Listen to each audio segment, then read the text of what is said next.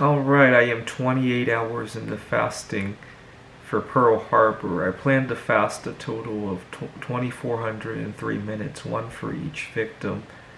I thought I would record a video to talk about one aspect of fasting that I have not gotten accustomed to.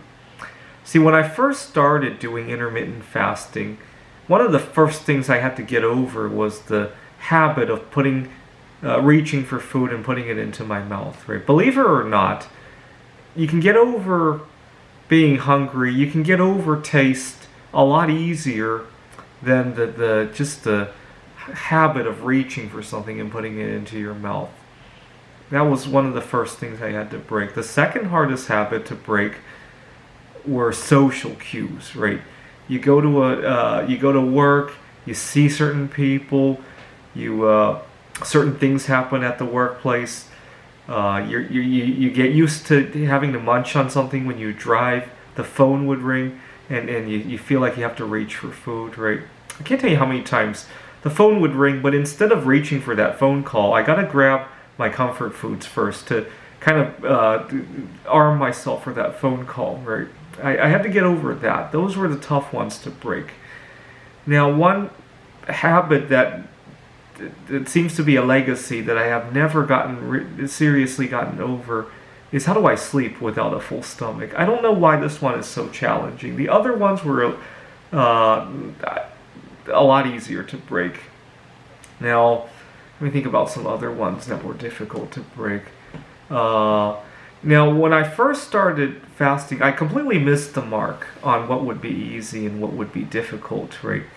I thought for sure that I would be completely unproductive if I were fasting.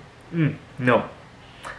My desk is a whole lot cleaner, right? I don't have food debris all over my electronics. My car is a whole lot cleaner. I thought for sure my driving would be impaired by my fasting. Yes and no. If you're fasted 48 hours to the point that you're delirious, yes. If you're just craving your favorite foods, not so much so. Especially if you can get over the idea that you're having these cravings, but at the same time you have to recognize what those cravings are, right? They are you breaking free from your previous ways, right? If you can see it for what it is, it's not. I don't see it impacting my driving, right? As I'm driving, I have a craving. Oh, that's great. I'm getting over my problems, right? But being able to fall asleep on an empty stomach is something that I have not grown accustomed to, even after all these months. So I thought I would talk about that. Might be a new goal for the coming year, which is why eating once a day is pretty easy for me, right? I can eat right before going to sleep. Eating once every 2 days is pushing it, right? Which is why these long fasts. I plan to do a 40-some hour fast at least once a week going into the new year, because it forces me to practice this one skill that I haven't gotten. The other thing I would consider, that I have considered, is also, on top of doing intermittent fasting, to do polyphasic sleeping. Sleep 3 times a day, which has its own set of health benefits too. And that will force me to practice sleeping without a full stomach until I can get used to it, right? Unfortunately, my work doesn't really allow me to do polyphasic sleeping at the moment. I had a time when it allowed for it, but it didn't really turn out. I tend to do the opposite of polyphasic sleeping. I tend to consolidate sleep, right? I had a time where I was sleeping every 26, 27 hours instead of 24, which was nice because it also made the fast that much longer, right? Okay, I would talk about this. Now, my longest fast I ever did was 61 hours. I did this during 9/11 this year.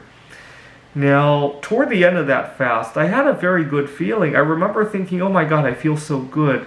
Why don't I just fast until I die from starvation? And I remember thinking of it as, not a negative thing, but wow, I get to go on a good note, right? And I remember talking to everybody that I hadn't talked to for many, many years, because I thought that was it. I felt so good and I just wanted to check out. And unfortunately, and or fortunately, I had some things to tend to, and had some.